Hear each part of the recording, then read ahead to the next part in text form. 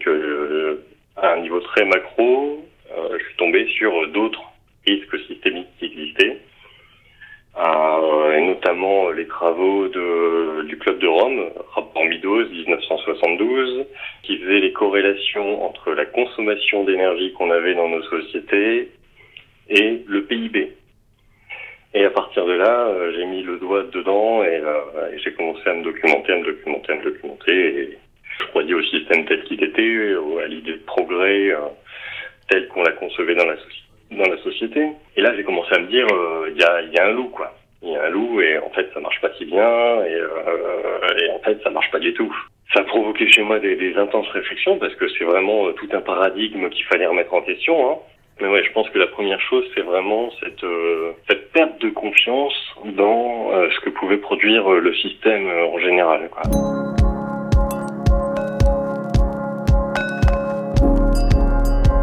La première chose, c'est vraiment arrêter de prendre l'avion. Après, je dis pas que je voyagerai plus, mais c'est réfléchi d'une autre manière. Ça va pas être tous les ans ou 2 fois par an ou 3 fois par an. Toujours par rapport à cette défiance, moi je pouvais plus foutre les pieds dans un supermarché parce que dès que je passais dans les rayons, je voyais plus que les groupes industriels agroalimentaires. Après, aujourd'hui, ma position est plus aussi catégorique, hein. Après, il y a la question de la voiture, hein, c'est 100 grammes de CO2 par kilomètre. Et c'est toujours pareil, c'est peut-être pas grand-chose, mais quand tu commences à réfléchir comme ça et que tu commences à compter, en fait, t'essaies de réduire. Au niveau de la consommation, je me souviens avoir fait des questionnaires sur Internet là qui évaluent entre guillemets ton bilan carbone. La première fois que je l'ai fait, je devais être à 1,02 planète Terre. Genre si tout le monde consommait comme moi, donc déjà j'avais un bilan carbone très faible.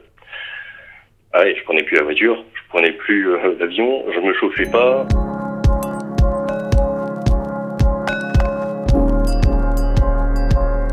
C'est pas que ça me semblait trop extrémiste, hein, c'est surtout que ça me semblait en décalage avec la société. Mais par contre, ouais, si tu continues dans cette voie-là, il y a un moment où vraiment tu deviens marginal de ouf.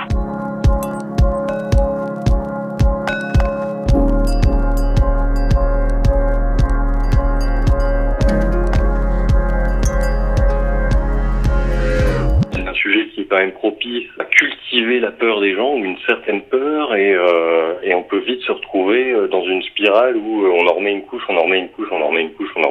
et on arrive à être enfermé dans un monde qui est vraiment noir, puisqu'on n'est plus focalisé que sur le catastrophisme, quoi. À partir de là, moi, quand j'ai vu ça, il m'est semblé évident qu'il fallait pouvoir, en particulier sur ce sujet-là, apporter une porte de sortie aux gens. Donc avec quelques collègues, Loïc Stéphane, Grégoire Cartier et quelques autres, on s'est mis à porter ce groupe qui veut être un groupe d'éducation populaire, d'accompagnement des potentiels traumatismes sur ce sujet, puisque je pense que le mot, on peut parler de traumatisme dans certains cas. C'est quand même des gens, généralement ils arrivent en définitive à gérer les choses pour eux-mêmes.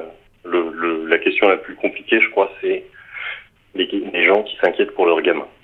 Ça, c'est vraiment le truc le plus touchy.